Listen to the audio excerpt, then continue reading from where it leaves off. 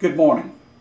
I'm Tom from bourbonandwhiskey.com, and I'd just like to share with you a little bit about how I go about deciding which variety, which brand of Tennessee whiskey I prefer.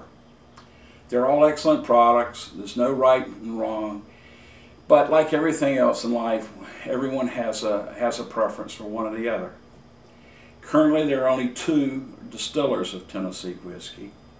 There's Jack Daniel's and George Dickel. Jack Daniel's by far is the largest. It's sort of the 800-pound gorilla in the field. I don't think I've ever been in a bar or club that didn't have Jack Daniel's Old Number 7. Now, if you want to know a little bit about how it got the name, how it got the moniker of Number 7, visit my website at bourbonandwhiskey.com and read the history of the product. Other varieties of Jack Daniel's are a single barrel reserve and the premium version, which is Gentleman Jack. In the George Dickel line, there's the number 8's a standard. They make a number 12. They make a 3-year-old sour mash, and they're all sour mash. They have a 10-year-old single barrel.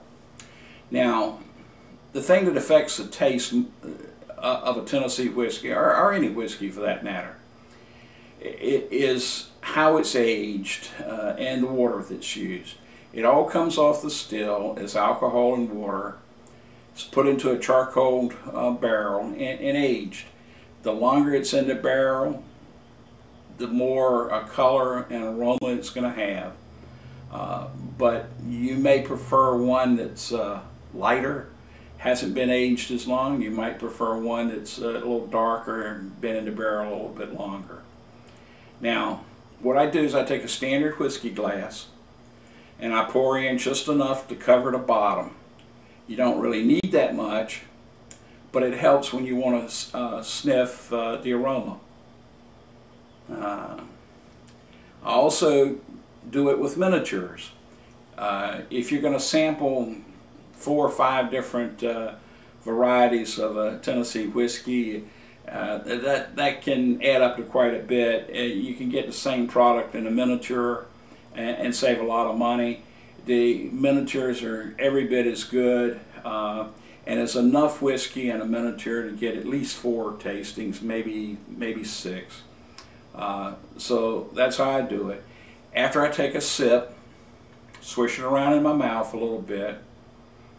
Make a note, if you're sampling a bunch of them, you just write down what your opinion is, and then rinse your mouth out with water and go to the next one. And that's pretty much it. You have a good day. Visit me at bourbonandwhiskey.com. Thank you.